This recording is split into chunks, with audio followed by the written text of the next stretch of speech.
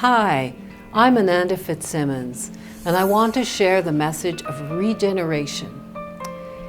It is possible to regenerate the ecosystems on this planet and stop climate change. We know how to do it, but we need people to get on board. Everyday citizens can have an impact, and we need artists to help us start a movement and get the word out. First, to set the context, I need you to understand why it's so important for all of us to take action now in whatever ways we can. For the past 400,000 years, the number of parts per million of CO2 in the Earth's atmosphere have never gone above 300 until the Industrial Revolution. Now they're at 400 parts per million and climbing. Having these greenhouse gases in the atmosphere is what is causing global warming and climate change. There is a consensus from the scientists of the world that climate change is real and it's a serious problem. We're already experiencing the effects of it, and we're seeing unprecedented destructive weather events around the world. Once the CO2 is in the atmosphere, it stays there until it gets pulled down. Nature's way of pulling it down is through plants. Plants breathe CO2 from the air, breathe out oxygen, and take the carbon into their bodies to create biomass. When plants grow, they secrete liquid carbon from their roots to feed the microorganisms in the soil, which help the plants get the other nutrients that they need to keep growing.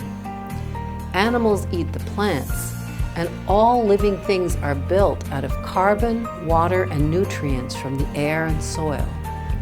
When they die, some carbon turns back into gas as bodies decompose, but some of the carbon stays down in the earth, locked up in soil, or in the depths of the earth. We call this the carbon cycle. Some carbon cycles rapidly, but some get sunk into the earth for long periods of time.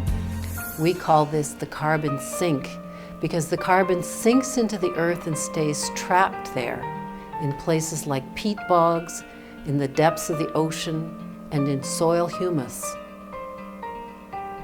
Fossil fuels are made from decayed matter that has been trapped deep in the earth for millions of years. But since the Industrial Revolution, we've been extracting those fossil fuels and burning them, which releases that stored carbon back into the atmosphere. Every day, humans burn more fossil fuel than the amount of water that flows over Niagara Falls.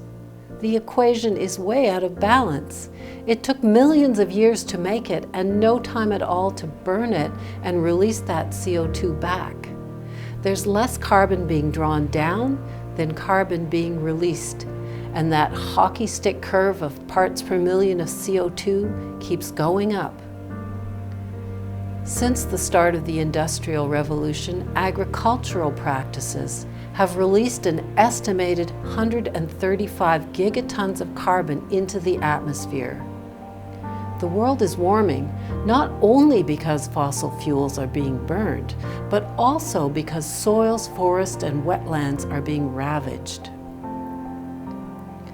Cities and farms are the source of a lot of carbon emissions into the atmosphere.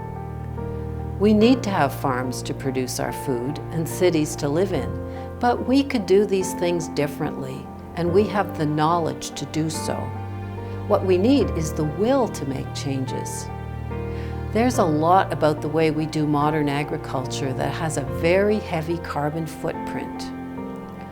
Tilling the soil releases CO2 into the atmosphere and destroys the microbial life of the soil, causing erosion and a lot of other problems. Not having soil that's rich with microbes and organic matter makes it necessary to use more fertilizer.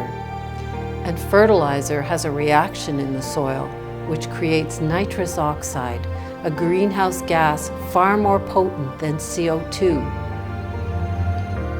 A huge percentage of our farmland is used to grow food for animals.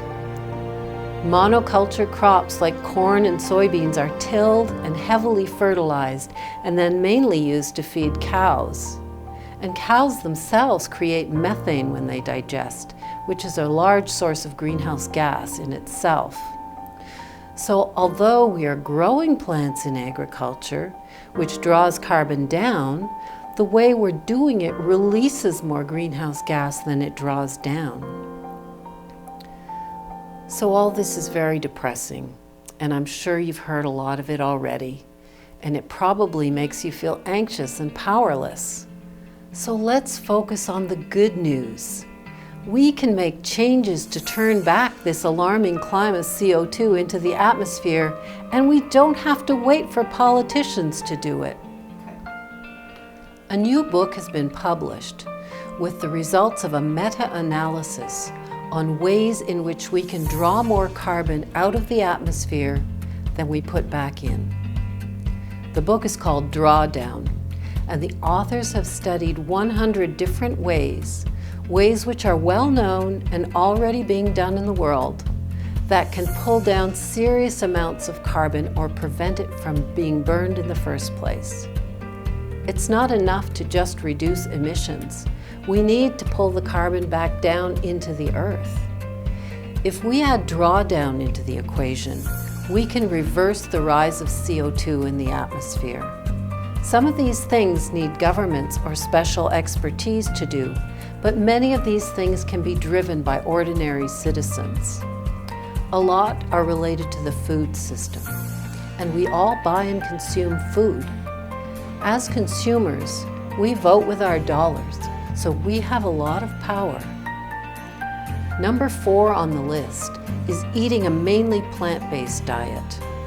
If 50% of the world population ate a mainly plant-based diet, we could draw down 66.11 gigatons of carbon by 2050. Creating a vision is the first step in making something happen, and then taking action. And that's why we also need artists, because you as artists are communicators. You have the power to create a vision and inspire. So I'm calling on artists, musicians, visual artists, spoken word artists to contribute and spread a message of regeneration with your art. Whether it's a call to action, to let people know that we are not powerless, that we can make change, that we can draw the carbon down. Create a love song to the ecosystems, because that's something that we really can't live without. Paint a vision of a regenerated planet. We need more than fear and urgency about climate change. We need inspiration and hope to create a movement. We need everyone to do their part, because it's not a question of know-how or money, it's a question of willingness to change our ways.